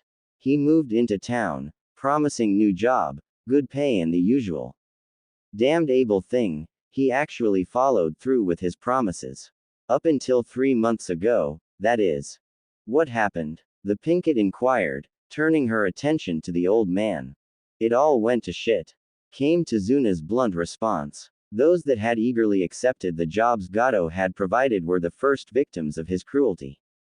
Gato had exploited the personal information of his newly acquired employees, targeting their families first. Threatening that as long as they did what they were told, their families would be safe. Didn't matter. Bastards still kidnapped their wives and daughters for future employment options, and killed their sons to completely break them. Sakura had paled at the implied fate that the women were no doubt suffering at this very moment, making her feel nauseous at the thought. Naruto, on the other hand, had a deep scowl upon his face as he continued to imagine painful ways to end Gato's life. The Uchiha, on the other hand, was a different story as he merely scoffed, thinking the weak fools deserved what they had gotten if they were not strong enough to defend themselves. At any rate, my house is only 10 minutes from here. The elder man grunted, taking another drink from his gourd in hopes to wash away the memories that plagued him. Especially that of his now estranged grandson. Tazuna's house, 10 minutes later. True to the old bridge builder's word, it took the group no longer than 10 minutes to arrive at his home. It was an impressive two-story building built on top of the water on top of a large wooden deck supported by numerous stone pillars to keep the structure above the water that was located well out of the main town, giving Tazuna and his family a sense of privacy the other residents did not have. Off to the side of the main building was a windmill-like structure, no doubt used to generate electricity for the home using the wind and the water undercurrents, as well as other various uses. As for the house itself, it looked to be a rather spacious home. Naruto estimated that it had at least 5 separate bedrooms, potentially 2 bathrooms, and a sizable sitting room and dining area. The blonde couldn't say for sure, since the only time he had come through Nami no Kuni was to speak solely with Tsunami and Kaiza, and that was done in private well away from their respective homes, since Tsunami had made it clear that while she would work with Kaiza, she would not allow him into her home. Here we are. Tazuna spoke up as he led the group to the door and proceeded to knock loudly on it before opening the door. Tsunami honey, I'm home. The elder man was greeted with a solid thud as a cast iron frying pan made contact with the mont's head, sending him to the floor in a heap with a low groan. Much to the shock of the conscious members of Team 7.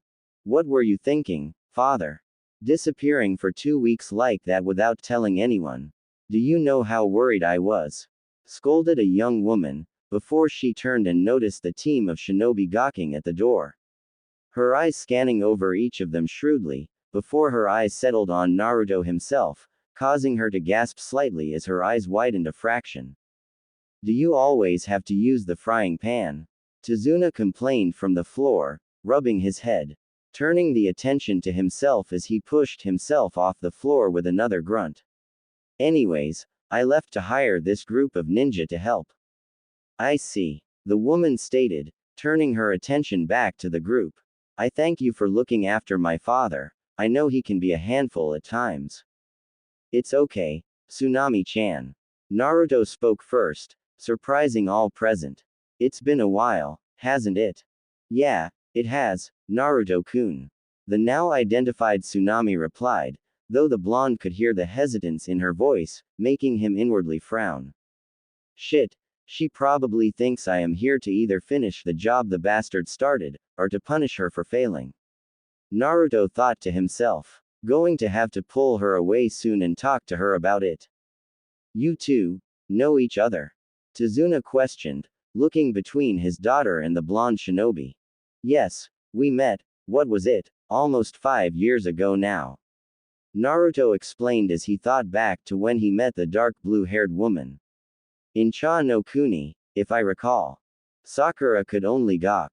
While it was common knowledge that the blonde-haired young man had disappeared from the village roughly 7 years ago, she hadn't honestly expected him to have traveled around the elemental nations. If it wasn't for the fact that he knew their client's daughter, she would have outright accused the blonde of lying to make himself sound cooler. Actually, It was 4 years ago, just before you returned to Konoha. Tsunami pointed out with a soft smile. And it was in no Kuni. Alright, the merchant caravan. The blonde chuckled, remembering a certain encounter that had happened on that trip with a certain vixen with light brown hair and captivating purple eyes that had lasted well into the morning hours. Yeah, the merchant caravan. Tsunami repeated, a light blush dusting her cheeks. Remembering another series of rather intimate events that had happened on that trip. As much as I want to catch up with you, Tsunami-chan. Naruto spoke up, breaking the blue net out of her trip down memory lane. Do you have anywhere we can set down our extra baggage? Tsunami blinked a moment, before realizing that the blonde young man had the still unconscious form of their team sensei on his back. Yes, right this way. She replied, leading Naruto up the stairs and into an empty bedroom with a lone futon by the open window, which gave a pleasant view of the open water. Naruto took care to lay the man down gently on the bedding, being sure to support his head before allowing it to rest easy on the pillow. He should be fine, just needs some rest. The blonde stated, as he finished tucking the silver-haired man into bed before standing up and looking to the other two members of his team. In the meantime, we should rest up and prepare for training tomorrow. And why should we listen to you, Dobi? Sasuke questioned in defiance, with Sakura adding in her own 2 bits, supporting her precious Uchiha. Both earning a scowl from their hostess, and an amused grin from the blonde in question. Whatever, I was merely suggesting what we should do. Naruto shrugged in an uncaring manner. But hey, if you want to slack off and get yourself killed the next time we fight Zabuza and his partner, then that's on you.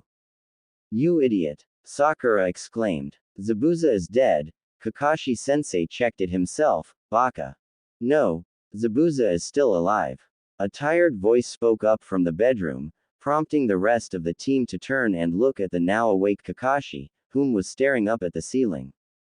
But, Kakashi-sensei, Sakura stammered, a wave of fear washing over her as she remembered the terrifying killing intent the swordsman had put out.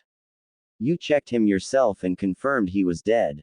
I did, the silver-haired Jonin admitted. But, a death-like trance could have created a very convincing illusion. But how? The Pinkett inquired. Those needles the hunter Nin used can be deadly, if they hit a vital spot.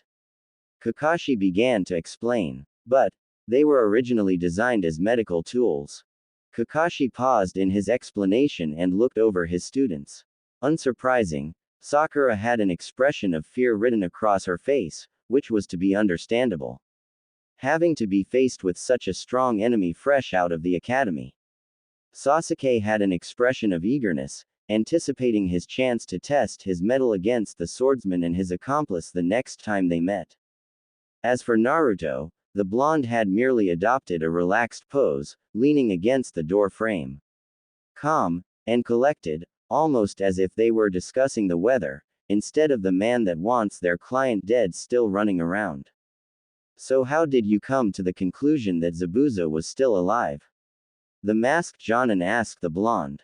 Simple. Naruto shrugged. Hunter Nin are supposed to dispose of the body right there on site, not carry it off to another location.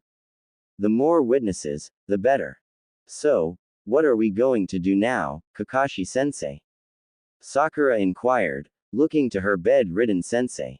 We rest for the day. The man replied, almost mirroring exactly what Naruto said earlier. Tomorrow, I will start training you for our next confrontation with Zabuza and his partner. This earned a short affirmative grunt from the Uchiha, and an obedient, hi, from the Pinkett, causing the blonde to scoff at the display. Something wrong, Naruto? Kakashi asked. Nah, nothing. The blonde shrugged it off, casting a glance at his 2 teammates. Other than I stated the same damn thing, only to be met with insults and disregard. But when it comes from someone of a higher rank, it's all sunshine and daisies, showing that these two cannot think for themselves outside of their narrowed-minded interests. The Uchiha's ego is going to get himself and others killed one of these days, and at the very least, Haruno would make good cannon fodder with her desire to be the teacher's pet, and never questioning what she is told. Both Sasuke and Sakura glared at Naruto, whereas Kakashi had narrowed his visible eye at the young man. Naruto, we are supposed to be a team. The cycloptic Jonin chastised. And your attitude is not helping. Seeing that this was the start of a conversation she wanted no part in, Tsunami quietly excused herself. Though she knew she would have to face the blonde young man by the end of the night, for better or for worse. Seeing this, Naruto mentally cursed, having wanted to talk with her immediately after they had arrived. Instead, his team had to be a bunch of ignorant, selfish wipes, and he wasn't entirely sure if Hatake was deliberately favoring one student over the others, or if the man was just that incompetent, and took what he deemed as the easy road when it came to leading a team. He could only hope that his friendly greeting towards her were proof enough that he was not upset with her. My attitude? The blonde questioned, peering down at Kakashi. You stand by with your thumb up your while these two constantly try to degrade me, berate me, insult me, and downplay anything I say. The Uchiha's ego and arrogance is bigger than his actual skill set, which is going to get either himself, or those around him killed one of these days, and Haruno can't get her tongue out of the Uchiha crack long enough to form an independent thought of her own. Instead, she just blindly follows orders and does the bare minimum in her training. And all of this, you allow to happen under your watch. Naruto continued. Meanwhile, I worked Mito the bone to get the skills I have now. When we were saddled with all those glorified chores the civilians were too lazy to do themselves, I was the one putting in all the work while the rest of you ed off. The Uchiha thinks himself above such menial tasks, while Sakura fingered herself as she fantasized about his. Meanwhile you can't even take your head out of that damned able porn for more than 5 seconds at a time, and when you do, you single me out. Sasuke fumed in anger at the blonde's remarks, while Sakura blushed in complete embarrassment at what was just said about her.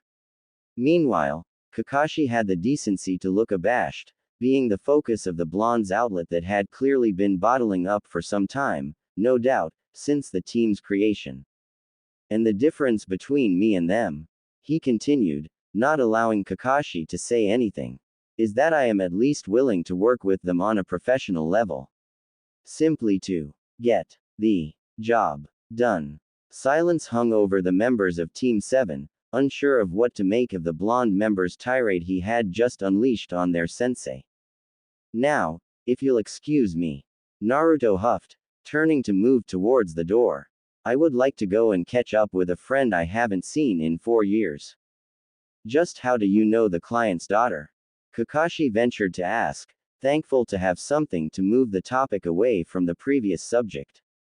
You should know. The blonde shrugged, with a knowing grin. Since you've been awake since just after we entered the town. Deciding not to stick around for any further interrogation or bitching from his teammates, Naruto quickly departed the room and quickly made his way down the stairs. Reaching up, he placed his hand over where his tattoo was on his chest and channeled a small amount of chakra into it. The result was immediate, as it honed in on the necklace that Tsunami was wearing. Smirking, Naruto left the house. Back porch, outside. The dark blue-haired woman sighed as she gazed out over the water, reflecting on the past 6 months.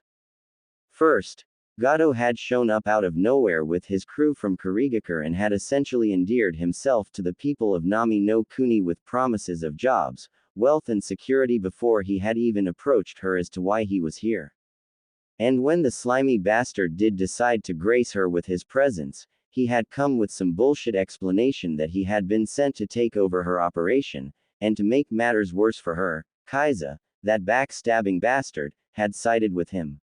Making her feel like this enter setup had been planned between the two of them in secret. Then there was Inari, the ungrateful little shit that she had taken into her home not even 2 years ago when she came upon his malnourished form when he was living on the streets, had joined his idol in working with Gato, only for the pudgy wannabe crime lord to turn the boy against his own idol with money and fresh girls to break in and release his hormonal frustrations upon. The very thought disgusted her to no end. Lastly, There was the aforementioned backstabber, Kazuya. When it was obvious that Gato and his crew were not here as per Naruto's orders, Kaiza had approached her with a simple message. Stay quiet, and her father would be safe. It also didn't help that with both him and Gato working to block her, she was effectively cut off from contacting Naruto in any way, leaving her cut off and isolated. It was a sheer miracle that her father had managed to sneak away to Konoha. She stiffened when she felt a pair of arms wrap around her waist and pull her back towards the man behind her. I am glad you are safe, Tsunami-chan. Naruto whispered into her neck, causing her to shiver slightly as the blonde's breath nipped at her neck. Turning around, she looked into his blue eyes and saw a fire mixture of fiery rage, hatred, and anger, but not towards her. For herself, she could see true, genuine concern in her safety, causing her to blush slightly. You're not upset with me? She tentatively inquired. I could never be upset with you, Sumi-chan. The blonde smiled. If anything, I am more upset at myself for not keeping a better eye on things. Only after my team received your father's request, did it dawn on me that I had heard nothing from you or Kaiza in months. So please, forgive me for not noticing it sooner. Tsunami stood silent, as her mind was processing the words that were spoken to her. In her mind, she had failed to do her job and keep things running smoothly here, but here was Naruto, the leader of the Shioka, blaming himself, and asking for her forgiveness. No, I don't forgive you, she said, finding her voice once more. Not missing his body stiffen at her response. Because you are not to blame, Naruto-kun. You have an entire unseen empire to watch over and cultivate, you can't reasonably expect for something like this not to happen. It was just unfortunate that it happened here. If we are to blame anyone, she continued, bringing her hand up to stroke the blonde's whisker marks on his cheeks, then it should be Gato and Kaiza. Fortunately, Kaiza has already been dealt with. Oh, Naruto quirked an eyebrow. 2 months ago the bastard propositioned me to be his woman. Tsunami scoffed in irritation, and did not miss the possessive, low growl that escaped Naruto's throat. Turns out both him and Gato saw me as some sort of prize to be had. When I turned him down, he decided to force the issue. It was then that he remembered why I am known as Hero no Shi. So that only leaves Gato and his goons to deal with, then. The whiskered blonde mused. However, Naruto had noticed something was missing within the home. Forgive me for being invasive, but in the last correspondence I got from you, you mentioned you adopted a son. Rotten little bastard thanked me by running off with that bastard. The brunette growled, feeling slighted by the fact that she had shown the boy compassion and brought him under her wing, only for him to spit in her face. He originally left with Kaiza, who had become sort of a father figure for him. But soon after, Gato got his hooks into him, so now Inari is pretty much a miniature Gato. And just like Gato, he is short on time. She finished coldly, making it very clear what she intended to do. Very well, Naruto stated, a grin tugging at his lips. How about we reintroduce the Hero no Shi to the world, once again? Tsunami's grin matched his own. I rather like that idea. She giggled. Let me go slip on something more comfortable. 2 hours later, shipping port warehouse. The two had wasted no time in setting out from the house, under the guise that Tsunami had needed to head into town and had requested Naruto to accompany her. Given that it had already been established the two were old friends, as far as everyone else was concerned, they had simply let the two be. Figuring the two friends merely wanted to catch up with one another, thought it wasn't missed that Tazuna gave the typical, protective father, look towards the whiskered blonde, only to be met with a frying pan, courtesy of Tsunami. As for Kakashi, it was clear the masked Jonin had some questions for the blonde, questions that would remain unanswered. What is the plan? Tsunami asked as the two approached the warehouse in which Gato ran his dealings from. Slaughter them all, Naruto simply stated. If they are not loyal to the Shioka, then they are not allowed to live. Good. The brunette smirked, licking her lips in anticipation. Well, a voice broke the two from their small conversation. Decide to finally give the boss your fine piece of Tsunami-chan. With a quick flick of her wrist, the woman buried a small blade deep into the guard's throat, causing him to make a gurgling sound as he collapsed to the ground. His partner didn't get a chance to respond as Naruto had swiftly lopped off his head. I see Gato has lowered the standards when hiring. Naruto noted sarcastically. The dumber the thug, the cheaper they are. Sharing a chuckle at the pudgy man's expense, the two continued on their way towards the massive building. Sounds of laughter, cheers, and shouts could be heard from the outside, signifying most, if not all of Gato's goons were inside. Which suited the two perfectly, since it would save them both a lot of time in hunting them all down. Entering the building, Naruto quickly slapped a paper to the wall, channeling a bit of chakra into it. As a result, faint lines and symbols began to spread across the entire complex. Doors, windows, everything was covered in these odd symbols. Giving his partner a nod, the two proceeded to where everyone had gathered in the main loading area, which had been repurposed as a sort of entertainment area for Gato and his crew. Along the walls were various stages, with women tied down in the most humiliating positions and stripped over their clothing, which now hung in rags off their bodies. Bruises and welts marred their young bodies, though from what the whiskered blonde could tell, they had not been violated just yet. No doubt due to Gato's sick tendency of having his victims mentally exhaust themselves with fear and anxiety before he completely broke them. In the center of the room itself, was a large wooden stage-like platform, where Gato was currently standing above a man who was crumpled to the floor, his pudgy hands crossed over one another atop his cane in a smug fashion as he watched the spectacle before him. That being of a teenage boy, no older than 14, beating the downed man with a crowbar. No doubt, the man was one of Tezuna's workers that had gotten caught and needed to be made an example of. Though it was clear by the lack of movement from the victim as well as the lack of sound of any kind coming from the limp form, that the man was already dead. Good job, my boy. Gato praised the teen's cruelty, before turning to a group of bound and gagged men behind him. Let this be a lesson for the lot of you not to cross me, or I will drag out your families before you and let little Inari here work on his swinging arm a bit more. Perhaps I'll even show your wives and daughters what a real man can do. Inari piped in with a grin, earning a series of muffled pleas, sounded out in fear from the bound workers. Then we understand each other. Gato chuckled darkly. Now tomorrow, you are going to tell Tezuna, you want nothing to do with his little bridge project. Until then, you will enjoy my hospitality. A series of laughter follow from random thugs, as they caught on to their boss's insinuation. While these guests were here, they were allowed to beat on them as much as they wanted, so long as they were still breathing and cold walk the next morning. You have got to be the stupidest sack of shit that I have ever seen. A voice broke through the crowd, resulting in immediate silence from the goons, and an insulted expression from the pudgy wannabe crime lord. Who the hell dares? Gato demanded, prompting the mob of thugs to split down the center, exposing both Naruto and Tsunami. Causing the mont's blood to run cold in his veins. Nah Naruto. You really didn't think your actions would go unnoticed, did you Gato? The blonde questioned as he calmly strode through the divide created for him, Tsunami at his side. An ice-cold look in his blue eyes. That you could just come in, and seize control from one of my most trusted associates, and run this place into the ground. Who is this punk? And why is the bitch with him?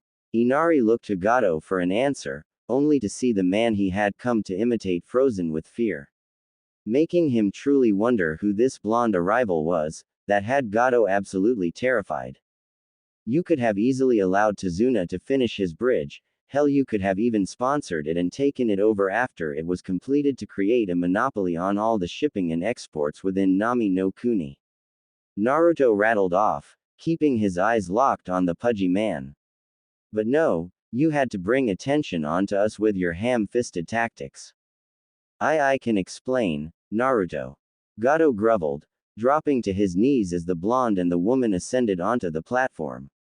Wordlessly, Naruto raised his left hand, and with a quick snap of his fingers, the sea of thugs that were gathered in the center of the building were ripped apart as chains erupted from the walls, via the strange symbols from the seal Naruto had placed earlier. Ripping all to shreds, the chains made contact with, painting the floor red with their blood. Skillfully avoiding the workers and women being held against their will. Inari stared in shock, as his face adopted a horrified expression at the massacre the blonde man had just committed with a simple snap of his fingers. His eyes, slowly drifting up to the woman who had taken him in not even 2 years prior. Mother, he stammered before he felt his voice die in his throat as a wave of coldness washed over his body from the neck down. His chest becoming soaked in blood. His blood. Finding himself unable to scream, only to have a gurgling noise leak out, he brought his hands to his throat and found it covered in blood from the slash across his jugular. Dropping to his knees, he looked up one last time at the brunette, whom was now holding a bloodied karambit. Gato, Naruto spoke, catching the mont's attention one final time. You're fired. The man could barely register the words before he suddenly found himself staring at his own headless body, as his head rolled onto the floor. A few seconds later, the body fell over, and what little life was present, disappeared from his eyes. Wordlessly, Naruto summoned forth a dozen of shadow clones and dispatched half of them to find clothing, blankets, or even towels to cover the exposed females, while the other half moved to free all of the people Gato had there against their will. While the shadow clones worked to free and comfort the captives, the original leaned down and picked up the decapitated head of Gato, storing it in a storage seal. Now, suppose I should inform Zabuza-san and his accomplice that there has been a change in management, don't you think, Tsunami-chan? Turning, his lips were immediately captured by a rather lustful brunette, whom had gotten turned on by the sheer brutality he had unleashed about Gato and his crew, as well as slacking her own bloodlust with the life-blood of her traitorous adopted son. Later, she musically breathed, pushing him towards what he could assume to be an office door, to give them some much-needed privacy away from prying eyes. I want you, now. Well, who am I to deny you? He grinned, kissing her back hungrily as the two disappeared into the room, shutting and locking the door behind them.